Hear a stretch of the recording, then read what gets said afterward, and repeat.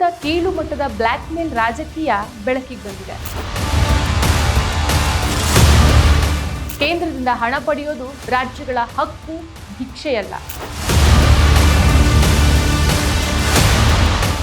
NDA ಜೊತೆಯಾದ್ರಷ್ಟೇ ಮಾತ್ರ ನಮ್ಮ ಹಕ್ಕಿನ ಹಣ ಸಿಗೋದು ಅಂತ ಬಹಿರಂಗವಾಗಿ ಸಾರ್ತಾ ಇದೆಯಾ ಮೋದಿ ಸರ್ಕಾರ? ನಮಸ್ಕಾರ, ಈ ದಿನಕ್ಕೆ ಸ್ವಾಗತ. ನಾನು GM ಪವಿತ್ರ. ಕೇಂದ್ರ ಸರ್ಕಾರದಿಂದ ಅನುದಾನ ಮತ್ತು ತೆರಿಗೆ ಪಾಲನ ಪಡೆಯೋದು ರಾಜ್ಯಗಳ ಸಾಂವಿಧಾನಿಕ ಹಕ್ಕು. ದೇಶದ ಒಕ್ಕೂಟ ವ್ಯವಸ್ಥೆಯಲ್ಲಿ ಈ ಹಂಚಿಕೆ ಪ್ರಮುಖವಾದ ಪಾತ್ರವನ್ನು ವಹಿಸುತ್ತೆ. ಆದ್ರೆ ಕೇಂದ್ರದಲ್ಲಿ ನರೇಂದ್ರ ಮೋದಿ ಸರ್ಕಾರ ಬಂದ ನಂತರ ಈ ಒಕ್ಕೂಟ ವ್ಯವಸ್ಥೆಗೆ ರಾಜ್ಯಗಳ ಸಾಂವಿಧಾನಿಕ ಹಕ್ಕಿಗೆ ಕೊಡಲಿ ಏಟು ಬಿದ್ದಿದೆ. ರಾಜ್ಯಗಳಿಗೆ ಸಿಗಬೇಕಾದಂತ ಪಾಲನ ನೀಡದೆ ಕೇಂದ್ರ ಸತಾಯಿಸ್ತಾ ಇದೆ. ಕರ್ನಾಟಕ, ಕೇರಳ ಸೇರಿದಂತೆ ಹಲವು ದಕ್ಷಿಣದ ರಾಜ್ಯಗಳು ಈ ಆರೋಪವನ್ನ ಮಾಡ್ತಾನೆ ಬಂದಿದೆ.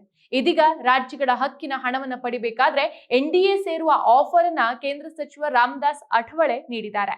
ಈ ಮೂಲಕ ಕೇಂದ್ರದ ಕೀಳು ಮಟ್ಟದ ಬ್ಲ್ಯಾಕ್ ಮೇಲ್ ರಾಜಕೀಯದ ಬಗ್ಗೆ ಈಗ ಮತ್ತೆ ಚರ್ಚೆ ಶುರುವಾಗಿದೆ. ಕೇರಳ ಮುಖ್ಯಮಂತ್ರಿ ಪಿಣರಾಯಿ ವಿಜಯನ್ ಮತ್ತು CPIM ಪಕ್ಷ ಬಿಜೆಪಿ ನೇತೃತ್ವದ NDA ಸೇರಿದ್ರೆ ಕೇರಳ ರಾಜ್ಯಕ್ಕೆ ಕೇಂದ್ರದಿಂದ ಹೆಚ್ಚಿನ ಹಣ, ನಿಧಿ ಹರಿದು ಬರುತ್ತೆ. ವಿಜಯನ್ NDA ಜೊತೆ ಮೈತ್ರಿ ಮಾಡಿಕೊಂಡ್ರೆ ಪ್ರಧಾನಿ ನರೇಂದ್ರ ಮೋದಿ ಅವರು ಕೇರಳಕ್ಕೆ ದೊಡ್ಡ ಮೊತ್ತದ ಒಂದು ವಿಶೇಷ ಪ್ಯಾಕೇಜ್ ಅನ್ನ ಕೊಡಲಿದ್ದಾರೆ. ಕಮ್ಯುನಿಸ್ಟ್ ನಾಯಕರು NDA ಸೇರೋದು ಕ್ರಾಂತಿಕಾರಿ ಕ್ರಮವಾಗಲಿದೆ. ಇದರಿಂದ ಕೇರಳದ ಅಭಿವೃದ್ಧಿಯಾಗಲಿದೆ.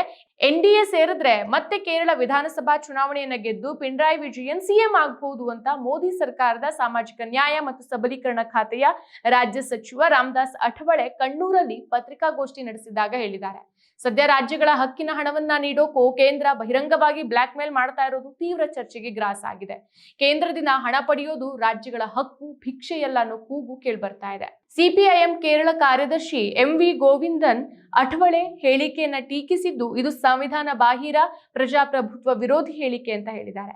ಹಾಗೇನೆ ಕೇಂದ್ರದಿಂದ ಹಣ ಪಡೆಯೋಕೆ NDA ಸೇರ್ಲೇಬೇಕು ಅನ್ನೋ ಅಠವಳೆ ವಾದ ಭಾರತದ ಒಕ್ಕೂಟ ವ್ಯವಸ್ಥೆಯ ತತ್ವಗಳಿಗೆ ಧಕ್ಕೆ ತರುವಂತದ್ದು ಅಂತ ಆತಂಕ ವ್ಯಕ್ತಪಡಿಸಿದ್ದಾರೆ. ಈ ನಡುವೆ ಕೇರಳಕ್ಕೆ ಬರಬೇಕಾದಂತ ಸುಮಾರು 2 ಲಕ್ಷ ಕೋಟಿ ರೂಪಾಯಿಗಳ ಅನುದಾನವನ್ನ ಕಳೆದ 5 ವರ್ಷಗಳಿಂದ ತಡೆಹಿಡಿಯಲಾಗಿದೆ ಅಂತ CPIM ಆರೋಪಿಸಿದೆ. ಕೇವಲ ರಾಜಕೀಯ ಮೈತ್ರಿಗಾಗಿ ಹಕ್ಕಿನ ಹಣವನ್ನು ನೀಡುವಂತ ಆಮಿಷ ತೋರಿಸೋದು ರಾಜ್ಯದ ಹಕ್ಕುಗಳ ಮೇಲಿನ ದಾಳಿ ಅಂತ ಕಮ್ಯುನಿಸ್ಟ್ ನಾಯಕರು ಆಕ್ರೋಶ ವ್ಯಕ್ತಪಡಿಸಿದ್ದಾರೆ. ಅದು ವಿಧಾನಸಭಾ ಚುನಾವಣೆ ಹೊಸ್ತಿಲಲ್ಲಿ ಕೇಂದ್ರದ ವಿರುದ್ಧದ ಅಲೆಯನ್ನ ಹೆಚ್ಚಿಸೋಕೆ ಅಠವಳೆ ಹೇಳಿಕೆಯನ್ನ ಕೇರಳ ಸರ್ಕಾರ ಬಳಸಿಕೊಳ್ಳೋ ತಂತ್ರವೂ ನಡೀತಾ ಇದೆ. ಸೊ ಕೇಂದ್ರದಿಂದ ಹಣ ಪಡೆಯೋದು ಹಕ್ಕು, ಇದು ಭಿಕ್ಷೆಯಲ್ಲ. ಹೌದು, ಕೇಂದ್ರ ಸರ್ಕಾರದಿಂದ ಅನುದಾನ, ತೆರಿಗೆ ಪಾಲನ ಪಡೆಯೋದು ರಾಜ್ಯಗಳ ಹಕ್ಕು. ಸಂವಿಧಾನದ 280ನೇ ವಿಧಿಯ ಅಡಿ ರಚನೆಯಾಗುವಂತಹ ಹಣಕಾಸು ಆಯೋಗ ಕೇಂದ್ರದ ಒಟ್ಟು ತೆರಿಗೆ ಆದಾಯದಲ್ಲಿ ರಾಜ್ಯಗಳಿಗೆ ಎಷ್ಟು ಪಾಲು ಕೊಡಬೇಕು ಅನ್ನೋದನ್ನ ನಿರ್ಧಾರ ಮಾಡುತ್ತೆ. ಪ್ರಸ್ತುತ 15ನೇ ಹಣಕಾಸು ಆಯೋಗದ ಶಿಫಾರಸ್ಸಿನಂತೆ ಕೇಂದ್ರದ ತೆರಿಗೆಯ 41% ಭಾಗವನ್ನ ರಾಜ್ಯಗಳಿಗೆ ಹಂಚಿಕೆ ಮಾಡಬೇಕಾಗಿದೆ. ಇನ್ನು ಸರಕು ಮತ್ತು ಸೇವಾ ತೆರಿಗೆ ಅಥವಾ GST ಜಾರಿಗೆ ಬಂದ ನಂತರ ರಾಜ್ಯಗಳಿಗಾದಂತಹ ಆದಾಯ ನಷ್ಟವನ್ನ ಭರಿಸುವ ನಿಟ್ಟಿನಲ್ಲಿ ಕೇಂದ್ರ ರಾಜ್ಯಗಳಿಗೆ GST ಪರಿಹಾರವನ್ನ ನೀಡೋದು ಕಾನೂನುಬದ್ಧವಾಗಿದೆ. ಆದ್ರೆ ಈ ಹಕ್ಕನ್ನ ಇತ್ತೀಚೆಗೆ ಕಸಿದುಕೊಳ್ಳಲಾಗ್ತಾ ಇದೆ. ಈ ವೇಳೆ ರಾಜ್ಯಗಳು ಸಂಗ್ರಹಿಸಿ ಕೇಂದ್ರಕ್ಕೆ ನೀಡೋ ತೆರಿಗೆಯಲ್ಲಿ ನ್ಯಾಯಯುತ ಪಾಲನ ಪಡೆಯೋದು ಭಿಕ್ಷೆಯಲ್ಲ, ಅದು ಸಂವಿಧಾನದತ್ತವಾದಂತಹ ಹಕ್ಕು ಅಂತ ನಾವು ಮತ್ತೆ ಮತ್ತೆ ಸಾರಿ ಹೇಳುವಂತಾಗಿದೆ. ಕೇರಳ ಮಾತ್ರ ಅಲ್ಲ, ನಮ್ಮ ಕರ್ನಾಟಕ ರಾಜ್ಯವೂ ಸಹ ಕೇಂದ್ರದ ಈ ನಡೆಯನ್ನ ಖಂಡಿಸಬೇಕಾಗಿದೆ. ಈಗಾಗಲೇ ಕೇಂದ್ರ ನಮ್ಮ ಹಕ್ಕಿನ ಹಣವನ್ನ ನೀಡೋ ವಿಚಾರದಲ್ಲಿ ತಾರತಮ್ಯ ಮಾಡ್ತಾ ಇರೋದನ್ನ ಖಂಡಿಸಿ ಪ್ರತಿಭಟಿಸಿದ ರಾಜ್ಯ ನಮ್ದು.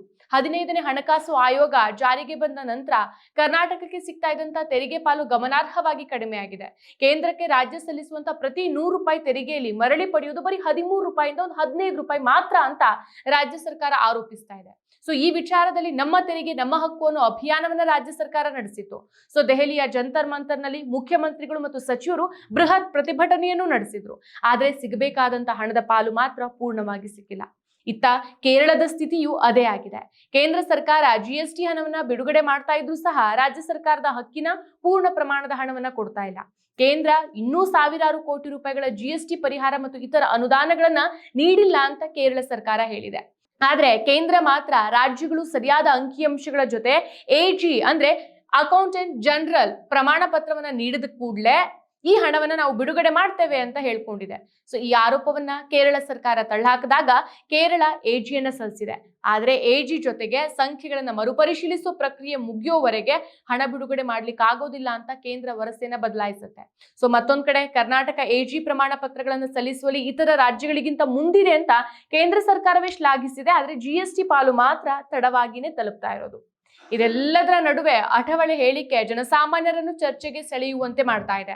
ರಾಜ್ಯ ಸರ್ಕಾರದ ಹಕ್ಕಿನ ಹಣವನ್ನ ನೀಡಬೇಕಾದ್ರೆ ಕೇಂದ್ರದ ಜೊತೆಗೆ ರಾಜಕೀಯ ಮೈತ್ರಿ ಮಾಡ್ಕೊಳ್ಬೇಕು ಅಂತಂದ್ರೆ ನಮ್ಮ ದೇಶ ಎತ್ತ ಸಾಗ್ತಾ ಇದೆ. ಇದು ಒಕ್ಕೂಟ ವ್ಯವಸ್ಥೆಗೆ ವಿರುದ್ಧವಾಗಿರೋದಲ್ವಾ? ಈ ಸಂದರ್ಭದಲ್ಲಿ ಕಳೆದ ಬಜೆಟ್ ನಲ್ಲಿ ಕೇಂದ್ರ ಸರ್ಕಾರ ತನ್ನ ಮಿತ್ರ ಪಕ್ಷಗಳ ಆಡಳಿತ ಇರುವಂತಹ ರಾಜ್ಯಗಳಾದ ಬಿಹಾರ್, ಆಂಧ್ರ ಪ್ರದೇಶಕ್ಕೆ ಹೆಚ್ಚು ಆದ್ಯತೆ ನೀಡಿದ್ದನ್ನು ಸಹ ನಾವು ನೆನಪು ಮಾಡ್ಕೊಳ್ಬಹುದು.